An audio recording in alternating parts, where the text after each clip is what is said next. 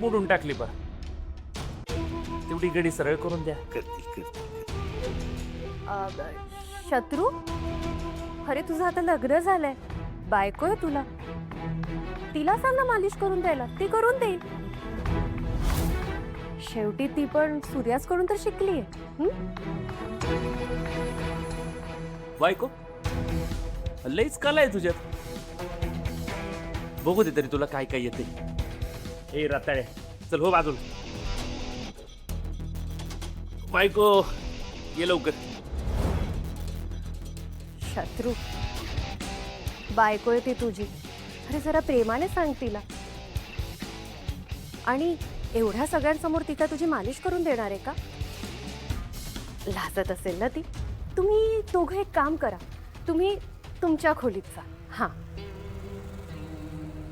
हे ताई, अगं तुला झालंय काय?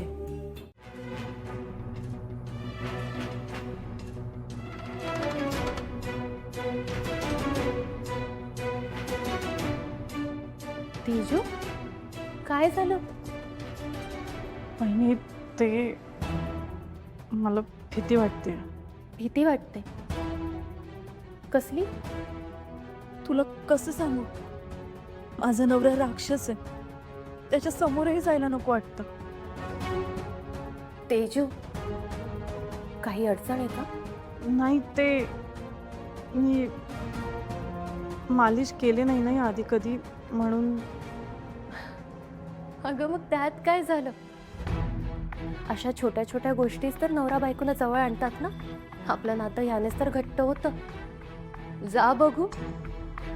अगं तो तुझा नवरा आहे, मस्त रोमॅन्टिक हो. बायकोने थोडंसं खटाळ वागावं, नवऱ्याची मस्ती करावी. वहिनी, म्हणजे नक्की काय करायचं? बरं, मी एक काम करते, तुझ्यासोबत येते. मला नाही जमत दादासारखी मालिश. अगं वरच्या वर कर. निदान माझ्या पाठीला मालिश नाही, पॉलिश तर मिळ. कर कर कर लवकर, चल.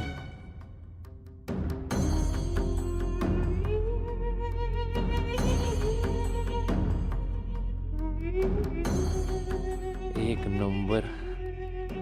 काय गारगार वाटतंय.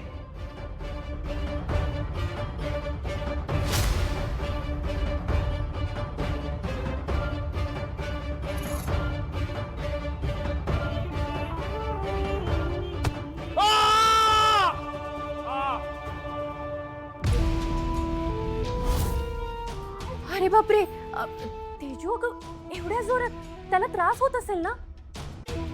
ए मर्द को दर्द नाही होता, कळलं ना? ए बायको, कर जोरात.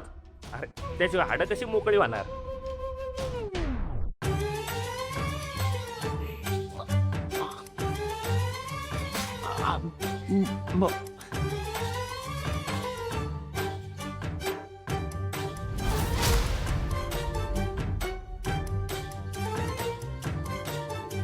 बस बस बस ना बस. काय झालं शत्रू? असा चेहरा का पडलाय तुझा? आणि हे काय? तुला तर किती घाम आलाय. गामच आहे, पण अगं माझ्या बायकोचे हात सॉफ्ट आहेत ना, मग ते काय होतं, गुदगुल्या होत होत्या. मग ते हसून हसून घाम फुटलाय, बाकी काय नाही. समजू शकते. तेजूचे जरा जास्त सॉफ्ट हात आहेत ना, आणि तुझी धड मालिश पण झाली नसेल.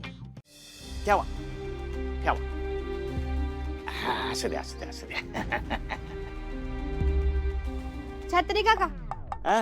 ह्यातले नारळ जर मोदाचे असतील ना व, हा. तर आमच्या राजूला काम सांगा. गोणी न उघडता किती नारळ आहेत हे सांगेल ती. राजू दू लवकर. आणि या गोणीतले नारळ संपवायचे असतील ना, तर धनु दीदीला सांगा, लगेच संपून दाखवल. हो ना? हे मोजायचे पण नाहीत, संपवायचे पण नाहीत. मग बागूला सांगा. काय आहे, हे नारळ आहेत ना, हे पहिल्यांदा सोलायचे, मग ते फोडायचे, मग ते खिसणीवर खिसायचे. काय आहे, देवीचा प्रसाद आहे, त्यासाठी नारळाच्या वड्या बनवायच्या. लय पुण्याचं काम आहे. हं. कामात पाप नको बर का. सोपं आहे. तुम्ही असं कराल. हं? बसले बसले काम करायचं. हं? येऊ का मी? हं? सुरू करा. हं, आलोच मी.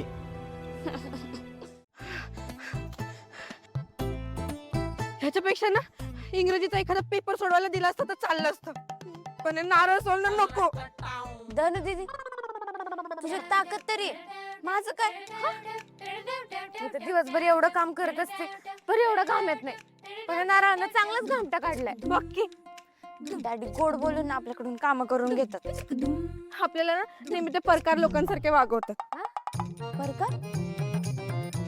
अगं म्हणजे एखाद्या माणसाच्या हाताखाली काम करणारी जी मंडळी असतात ना त्यांना परकार म्हणतात. धनु दीदी वर्कर असतं ते. तेच ते. आता मला सांग, त्यांच्या घरातल्या एखाद्या गडी माणसाला त्यांना सांगायला काय धाड भरली होती वय? पण नाही, आपल्याला सांगायचं होतं. नाही तर काय, लग्नाच्या टायमाला माहिती ना काय केलेलं. लग्नाच्या पत्रिका पाकिटात भरायला आपल्यालाच सांगितलेलं. राजू, मी सांगते तुला, चूक ना आपलीच आहे. आपण त्यांना हो म्हणायलाच नाही पाहिजे होतं. हो ना, अक्का नाही तर आत्या असत्या ना तर त्यांनी आपल्याला कामं करूनच दिली नसते. दादा पण गेलाय दुकानावर आणि वहिनीला सांगायचं झालं तर ती स्वतःच येऊन कामं करत बस. आता आपल्यामुळे उगाच तिला कशाला त्रास ना. थोडक्यात काय आपल्यालाच करावं लागणार नाही. चला उरका मग पटपट.